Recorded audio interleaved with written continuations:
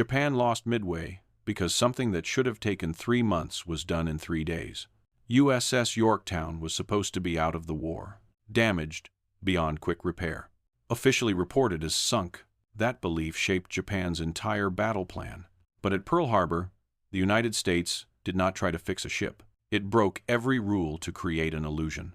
Yorktown was not repaired to survive. She was rebuilt to be seen. Steel was patched, not replaced. Systems were reinforced, not restored. Nothing was perfect, only fast enough for one battle. Japanese commanders never questioned their certainty. They trusted the report. They trusted the math. They trusted that America had only 2 carriers left. Then, at Midway, they saw a third, a ship that should not exist. A carrier repaired in just 3 days. That single shock exposed a hidden weakness in Japan's strategy. One assumption so basic, so unquestioned, that when it collapsed, everything collapsed with it. This is not just the story of a rapid repair. It is the story of the quiet decision that changed the course of the Pacific War. To understand how wars are really decided not by firepower, but by assumptions, stay with this story. By the spring of 1942, the Imperial Japanese Navy believed it had finally achieved control of the Pacific. Pearl Harbor had shattered American naval power in a single morning. British forces had been pushed out of Southeast Asia. The Dutch East Indies had fallen. And across the vast ocean, Japanese carrier strike groups now moved with confidence that bordered on inevitability. To Japanese planners, the United States was no longer an equal opponent. It was a wounded industrial power, dangerous in the long term, but fragile in the present. This belief did not come from arrogance alone. It came from evidence. At the Battle of the Coral Sea in early May 1942, Japanese pilots had struck what they believed was a decisive blow.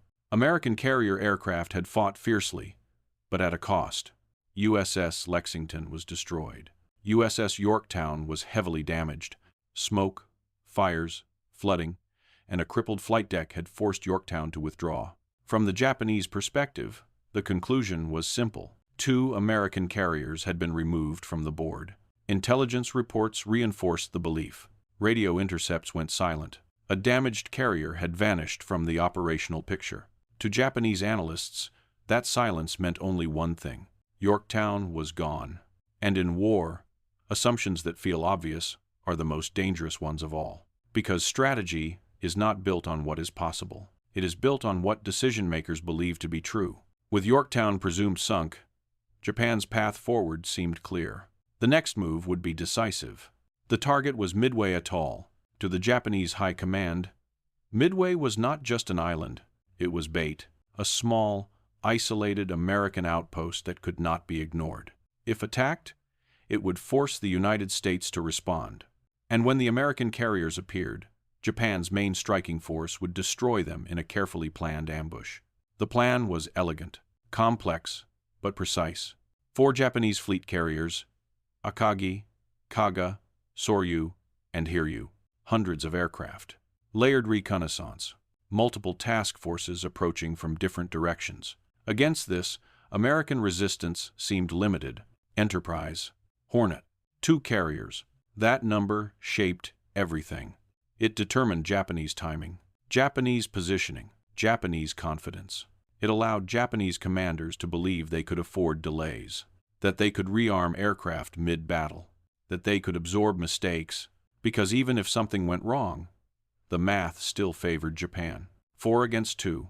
What Japanese planners never seriously considered was the cost of being wrong. They did not ask a crucial question. What if the American carrier they believed destroyed was not actually gone? This was not a failure of intelligence collection. It was a failure of imagination. In the Japanese command culture of 1942, certainty was valued over doubt. Reports that confirmed expectations were trusted. Reports that contradicted them were questioned or quietly dismissed. And Yorktown's supposed destruction fit too neatly into the narrative. The ship had been badly damaged.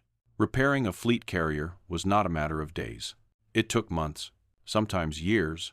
Even the Americans believed that. Initial damage assessments at Pearl Harbor estimated at least 3 months of work. Structural damage, flooded compartments, a shattered flight deck. In peacetime logic, the conclusion was unavoidable. Yorktown would not return in time to matter. But war does not reward peacetime logic, and Japanese planners failed to understand something fundamental about their opponent. The United States was not trying to preserve ships, it was trying to preserve options. At Pearl Harbor, American leaders were facing the same reality from the opposite direction. They knew Japan was coming. They knew Midway was the target. They knew that if the battle was fought with only 2 carriers, the outcome would be uncertain at best and catastrophic at worst. This was not a contest of numbers alone. It was a contest of timing. Japan had initiative. Japan had momentum. Japan believed it had eliminated 1/3 of America's carrier strength. That belief was the foundation of the entire Midway operation. And foundations matter. When a plan is built on a single assumption, everything above it becomes fragile. The American response would not challenge Japan's strength directly. It would challenge its certainty. Yorktown, damaged and broken, suddenly became something far more valuable than a combat unit. She became a question mark. If she could appear even briefly, she would invalidate everything Japanese planners thought they knew. This was the hidden logic behind the decisions made at Pearl Harbor. Not desperation, not heroics. Calculation. Yorktown did not need to survive the war. She did not even need to survive the battle. She needed only to exist long enough to be counted. Japanese commanders believed they were preparing to fight 2 American carriers. They were wrong. And that error, small on paper, devastating in practice, would shape every decision made on the morning of June 4th, 1942. The Battle of Midway would not be decided by firepower alone. It would be decided by belief. And one belief, quietly accepted and never questioned, was about to collapse. Japanese perspective, Midway was not meant to be a gamble. It was meant to be the final confirmation that the Pacific already belonged to them. By late May 1942, Japanese naval planners believed they had solved the American problem. The U.S. Navy, humiliated at Pearl Harbor and battered at Coral Sea, no longer possessed the strength to challenge Japan head-on. What remained was to finish the job. Midway Atoll offered the perfect opportunity. It sat isolated in the central Pacific, far from major American bases, yet close enough to Hawaii to matter. If Japan seized it, Pearl Harbor would be exposed. If Japan threatened it, the Americans would be forced to respond. That response was exactly what the Japanese wanted. The Midway operation was designed as a trap, carefully layered, meticulously timed, and overwhelmingly strong. It was the most complex naval operation Japan had attempted so far. At its core was a simple idea: force the remaining American carriers into a decisive battle and destroy them. But simplicity at the top concealed complexity beneath. The Japanese plan divided its forces across vast distances. One group would attack the Aleutian Islands as a diversion. Another would strike Midway itself. The main carrier force would remain hidden, waiting for the American fleet to reveal itself. To modernize, this dispersion seems risky, but to Japanese planners, it made sense. Because they believed the Americans were weak, everything hinged on a single number: 2. 2 American carriers. That assumption allowed Japanese commanders to accept risks they otherwise would not have tolerated. It justified splitting forces. It justified delayed reconnaissance. It justified mid-battle rearming procedures that left aircraft vulnerable on deck. 4 Japanese carriers against 2 American ones meant margin. Margin meant flexibility. Flexibility meant confidence. And confidence shaped every decision. Japanese naval doctrine in 1942 prized the decisive battle. One overwhelming engagement that would crush the enemy's remaining strength and end the war on favorable terms. Midway was supposed to be that moment. What Japanese planners did not fully appreciate was how narrow their margin actually was. Carrier warfare was unforgiving. Aircraft, fuel, ordnance, and timing all had to align perfectly. Small delays could cascade into disaster. Yet the Japanese plan assumed perfection because it believed it could afford imperfection. If one scouting aircraft was late, it did not matter. If rearming took longer than expected, it did not matter. If American aircraft appeared unexpectedly, the numbers would still favor Japan. 4 against 2. That belief made the plan feel safe. But safety in war is often an illusion. Japanese intelligence did not lack skill, it lacked skepticism. Reports confirming American weakness were accepted quickly. Reports suggesting uncertainty were treated cautiously. Yorktown's presumed destruction fit the desired narrative too well to challenge. There was no incentive to question it. Questioning it would complicate the plan.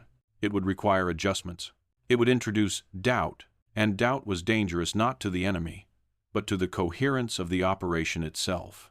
The Japanese command structure was not designed to challenge foundational assumptions once a plan was approved. Debate happened early.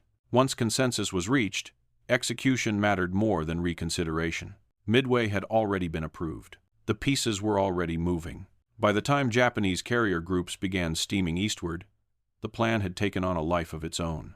Orders had been issued, schedules fixed, fuel and logistics allocated. At that point, questioning whether the Americans might have a third carrier was not just inconvenient, it was destabilizing, and so it was ignored. Meanwhile, the Americans were approaching the same problem from the opposite direction. They did not have the luxury of confidence. They did not have superior numbers. They did not have a margin for error. They had information. Through intelligence breakthroughs, American commanders had learned when and where Japan intended to strike. They knew Midway was the objective. They knew time was short. But information alone was not enough. They needed presence. Without it, intelligence would not matter. Carriers facing 4 was a fight the Americans might lose, even with perfect positioning. 3 carriers changed the equation not by guaranteeing victory, but by restoring uncertainty. That uncertainty was lethal to a plan built on certainty. The Japanese Midway operation assumed a predictable American response. Carriers would appear. They would be detected. They would be destroyed in sequence. Everything depended on the Americans behaving as expected. Yorktown's absence was part of that expectation. What the Japanese never imagined was that the Americans might deliberately violate expectations, that they might send a carrier into battle that was not fully repaired, that they might accept extreme risk, not to win outright, but to confuse. The Japanese plan had no answer for that. It had no branch for a third carrier suddenly appearing, no contingency for an enemy that refused to follow peacetime logic. The more perfect the plan appeared on paper, the more brittle it became in reality, because it was optimized for a world where all assumptions were true. Midway was not just a battle of fleets. It was a battle between 2 ways of thinking. One side sought decisive certainty. The other sought strategic ambiguity. Japan's confidence in its numbers allowed it to move boldly but blindly. America's awareness of its weakness forced it to improvise. That improvisation would take form at Pearl Harbor. While Japanese carriers steamed toward what they believed was an inevitable victory, American planners were preparing something far more dangerous than firepower. They were preparing a contradiction. A carrier that should not exist. A unit that should not be operational. A presence designed not to dominate, but to disrupt. The Japanese plan moved forward with precision. But precision without adaptability is fragile. And the foundation beneath that precision, the belief that America had only 2 carriers, was already cracking.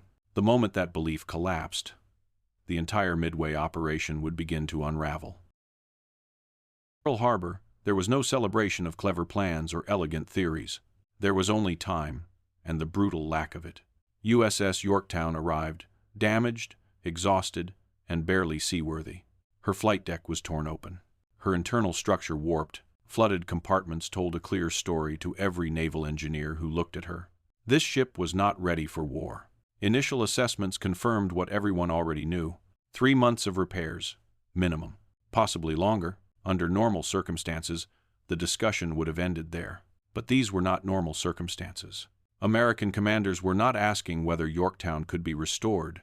They were asking a different question entirely. What is the minimum condition a carrier must meet to matter? This was the real decision, quiet, uncomfortable, and deeply controversial. In peacetime, naval doctrine was clear. Repairs followed procedure. Damage was fully corrected. Safety margins were preserved. But doctrine assumes time. And time was the one resource the United States did not have. The intelligence picture was unforgiving. Japan was coming. Midway was the target. The window was measured in days, not weeks. If Yorktown stayed in dry dock, America would go to Midway with 2 carriers. If she sailed, even imperfectly, America would go with 3. That difference was not tactical. It was psychological. 3 carriers did not guarantee victory, but they destroyed predictability. The debate at Pearl Harbor was not about engineering. It was about acceptable failure. Could a carrier with patched steel survive air operations?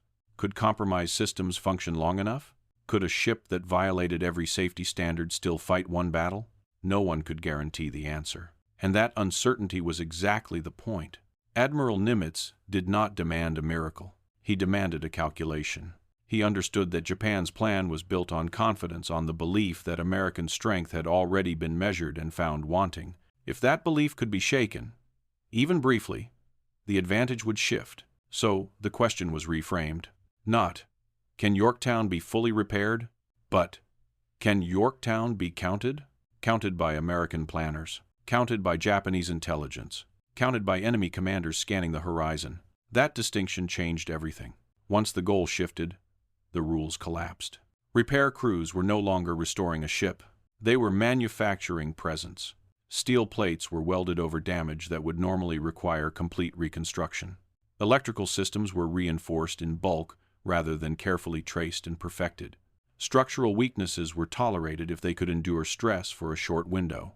The philosophy was brutally simple, good enough for one battle. This was not improvisation born of chaos. It was controlled risk. Every shortcut was deliberate. Every compromise was calculated. Nothing about the process was reckless, but nothing about it was safe. The shipyard at Pearl Harbor became a place where doctrine was suspended. Engineers worked beside sailors. Supervisors made decisions that would have ended careers in peacetime. And everyone understood the stakes. If Yorktown failed at sea, she might take hundreds of men with her. If she succeeded even briefly, she might change the balance of the war. That was the trade. The Americans were not trying to match Japan's strength. They were trying to exploit Japan's expectations. Japan expected professionalism. Japan expected caution. Japan expected America to behave as a rational, risk-averse industrial power. Sending a partially repaired carrier into a decisive battle violated that image. That violation was intentional, because the most dangerous thing to a complex plan is not force, but surprise. By choosing to accept imperfection, American commanders were doing something subtle. They were creating ambiguity. They were introducing a variable the Japanese plan could not absorb. From the outside, Yorktown would look whole. From a distance, she would count as a carrier. From an intelligence report, she would invalidate everything Japanese planners believed they knew. Whether she survived the battle was secondary. Whether she appeared was everything. This was the hidden logic behind the frantic activity at Pearl Harbor. Not heroism, not desperation. Design. Built to fight, then rebuilt to disrupt. Every hour shaved off repairs increased risk but also increased strategic payoff. Every system, restored just enough, expanded the illusion. By the time Yorktown floated free of dry dock, she was no longer simply a warship. She was a contradiction made of steel, a carrier that should not be operational, a fleet unit that existed in defiance of logic.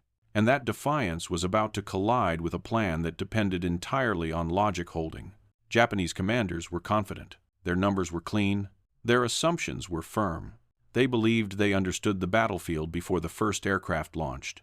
They did not know that, thousands of miles away, American planners had chosen not to play by the rules that made that confidence possible.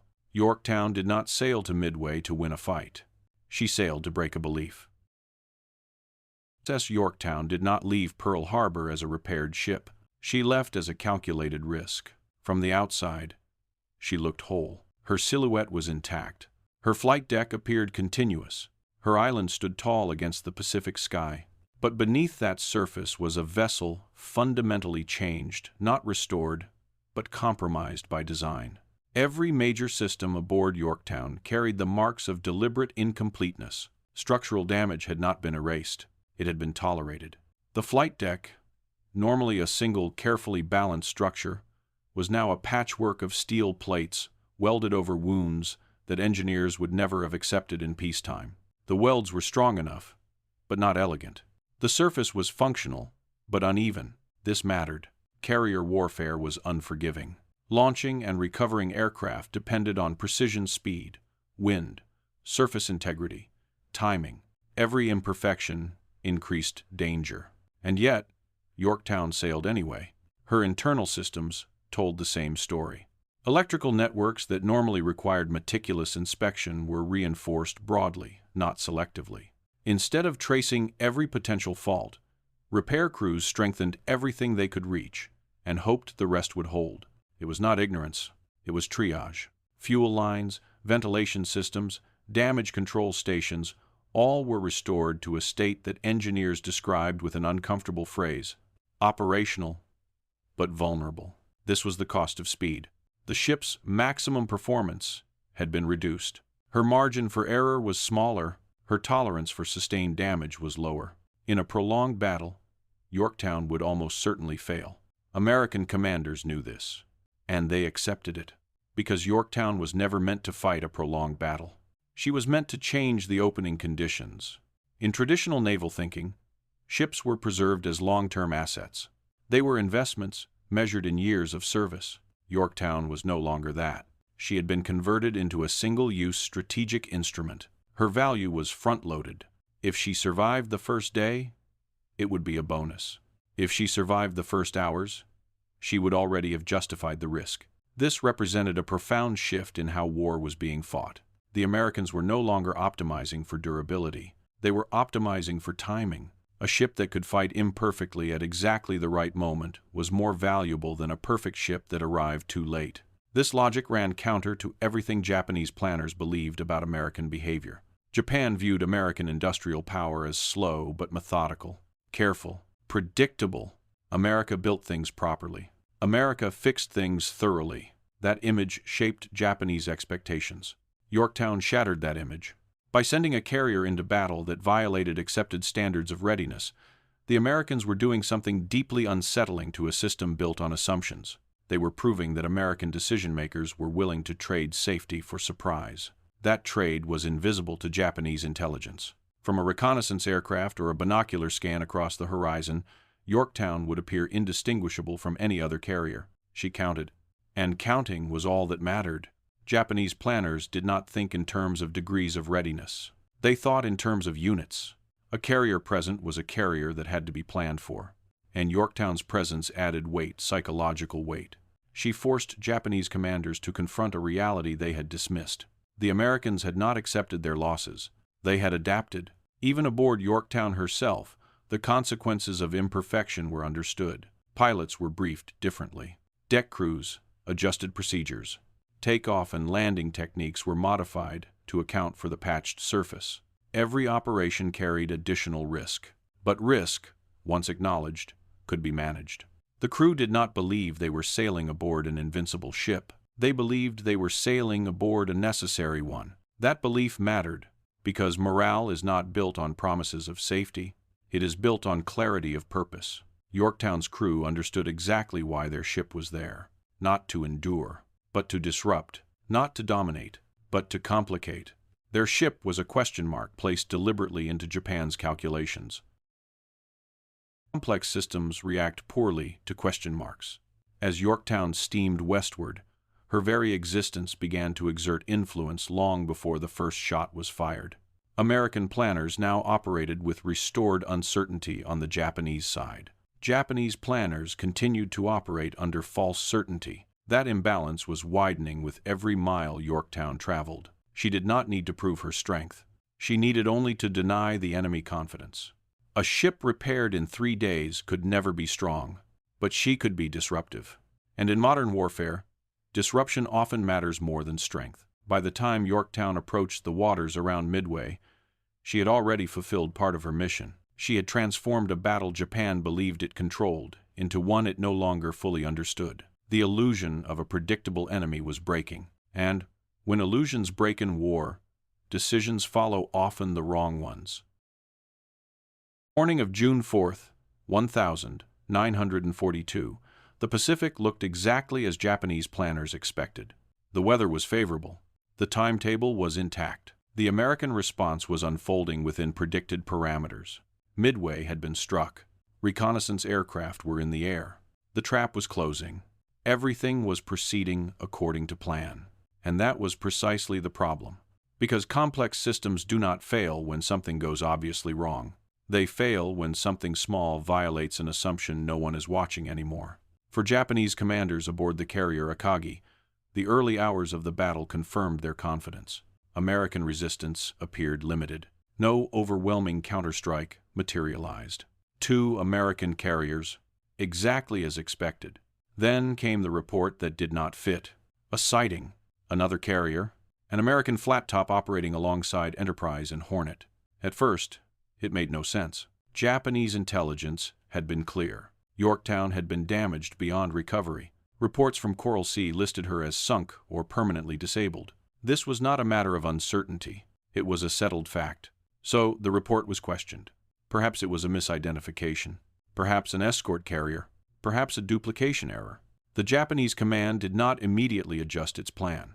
And that hesitation mattered. Because decision-making in carrier warfare is brutally time-sensitive. Minutes decide outcomes. Delays compound. The Japanese battle plan had no branch for this scenario. No contingency for a third American carrier appearing at the decisive moment. Every calculation, aircraft allocation, strike sequencing, fuel consumption had been optimized for 4 against 2. Now it was 4 against 3. That difference did not look catastrophic on paper, but it destroyed the margin that made the plan safe. Suddenly, every choice carried more risk. Rearming aircraft on deck became dangerous. Delaying strikes became costly. Splitting attention between targets became unavoidable. The presence of Yorktown did not overwhelm Japanese forces. It destabilized them, because Japanese commanders were now forced to do something they had not planned for. They had to think. The illusion of control evaporated. What made this moment so damaging was not firepower but timing. Yorktown did not arrive late. She did not arrive early. She arrived exactly when Japanese commanders needed certainty most. At the moment when aircraft were being rearmed. At the moment when decks were cluttered with fuel lines and ordnance. At the moment when hesitation was lethal. The Americans, by contrast, were operating under a different mindset. They did not expect perfection. They expected chaos. Their plan allowed for uncertainty because it had been built around it. Yorktown's air group, operating from a patched and compromised deck, launched into the attack without knowing how long their ship would remain functional. They did not need to dominate the battle. They needed to participate in it. And participation changed everything. When American dive bombers struck Japanese carriers, the consequences were catastrophic. Fires spread. Explosions cascaded. Command and control disintegrated. Japanese commanders were no longer executing a plan. They were reacting. And reaction is where rigid systems fail. Throughout the morning, the presence of Yorktown continued to exert pressure beyond her physical contribution. She absorbed attention. She drew strikes. She forced Japanese aircraft to divide focus. Every aircraft sent toward Yorktown was one not sent elsewhere. Every decision to engage her was a decision made under uncertainty. The Japanese had not prepared for uncertainty. They had prepared for dominance. As the battle unfolded, the contradiction became unavoidable. The carrier that should not exist was not only present, it was functioning. Aircraft launched. Strikes coordinated. Damage absorbed. Yorktown was not flawless. She was fragile, but fragility was irrelevant as long as she remained operational. In a battle measured in minutes, endurance measured in hours was enough. The Japanese command structure struggled to adapt. Communications lagged. Coordination frayed. The more they tried to restore control, the more control slipped away. This was the cost of their original assumption. Believing that Yorktown was gone, they had designed a plan that could not survive her return. The Americans did not outfight Japan through strength alone. They outmaneuvered Japan through perception. The moment Yorktown was sighted, the battle ceased to be predictable, and predictability had been Japan's greatest weapon.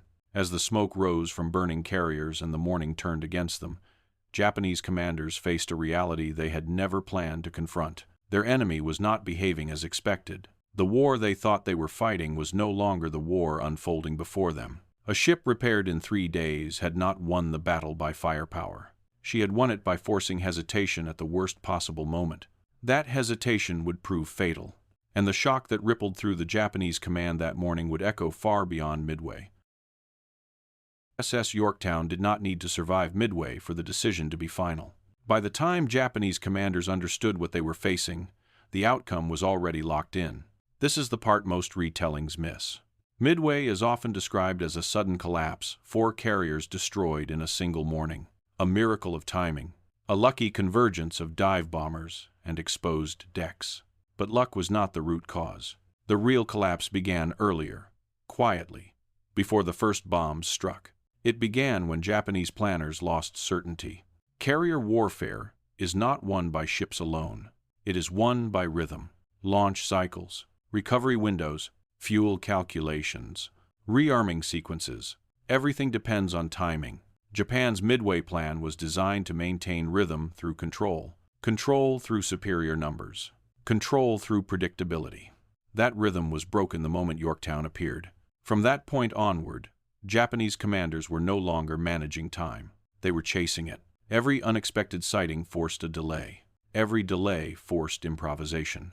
Every improvisation increased vulnerability. The Americans, by contrast, had already accepted vulnerability. They did not expect clean execution.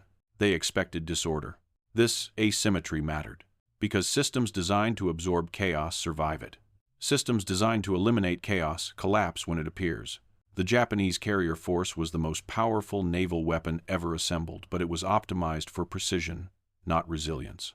Once the plan fractured, recovery was impossible. The loss of carriers at Midway did more than destroy ships. It destroyed Japan's operational initiative. Before Midway, Japan chose where and when battles would be fought.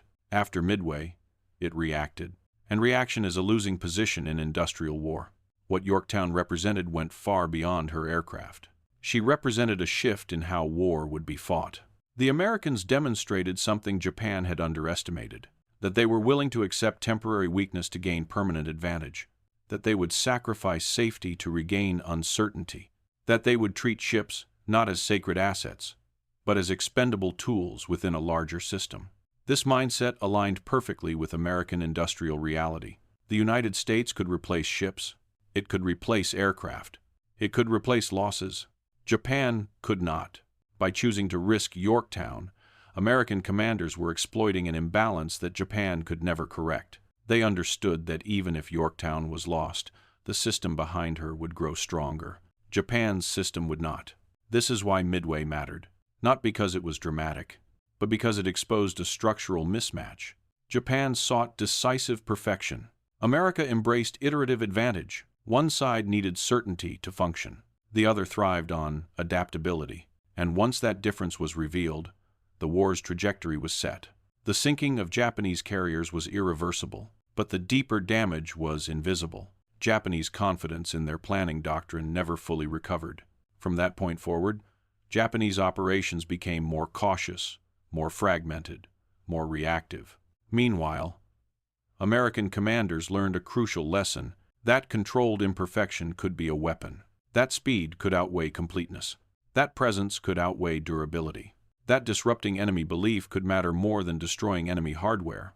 Yorktown embodied that lesson. She did not win Midway by surviving it. She won it by forcing Japan to fight a battle it had not prepared for. A battle without certainty. A battle where assumptions failed. A battle where control slipped away minute by minute. This is the secret most people miss. The Pacific War did not turn because America suddenly became stronger. It turned because Japan discovered too late that strength without adaptability is fragile. A ship repaired in 3 days revealed that truth, and once revealed, it could not be hidden again. This story changed how you see the Battle of Midway. Subscribe for more World War II documentaries that focus on decisions, systems, and the moments history usually overlooks.